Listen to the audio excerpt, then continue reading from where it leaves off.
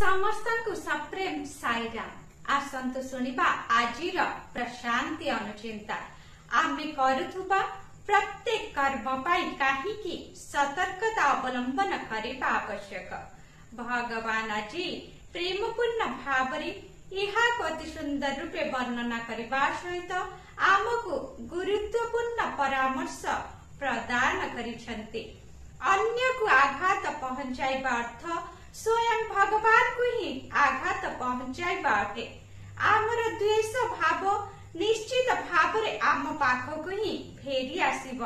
आज लोक माने आसुरिक आनंद पाइबा पई अन्य को आघात पहुंचाइबा बेले एही सत्यता को भूली जाई पारंती जे दिने ना दिने सेमानंकु कर्मर फल भोगिबाकु ही पड़िबो। अन्य को आनंद प्रदान कर एवं तुमे मध्य निश्चित भावरे आनंद पाइब। आज हिंसा और हत्या एक नीतिदिनिया घटना पालटि गलानी। अन्य को हत्या करिबारे कोनसी महानता नाई।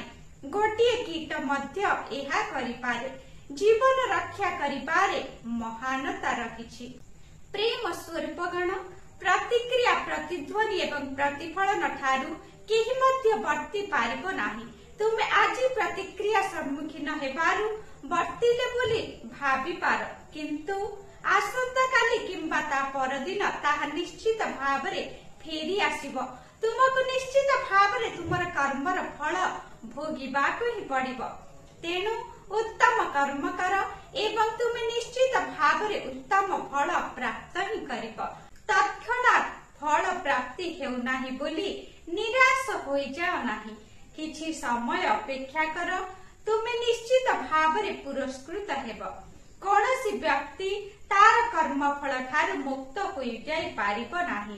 तेबे कर्मर कुपरिणाम भोग करुथुबा बेले प्रार्थना ही तुमको कष्ट को किछि मात्रा रे प्रशमित करि पारे। भगवान का प्रति कृतज्ञता प्रदर्शन पूर्वक एहिपरि प्रार्थना सदा सर्वदा कर। उक्त दिव्य संभाषणटी भगवान जुलाई 16 तारीख 2000 मसीहा रे सूचाई देइथिले। कहिबार तात्पर्य प्रेम रे परिपूर्ण व्यक्ति चारियाडे प्रेम ही देखि थाए। जेउमाने द्वेष रे परिपूर्ण सेमाने चारियाडे शत्रु को ही देखि थांते। जय साईराम।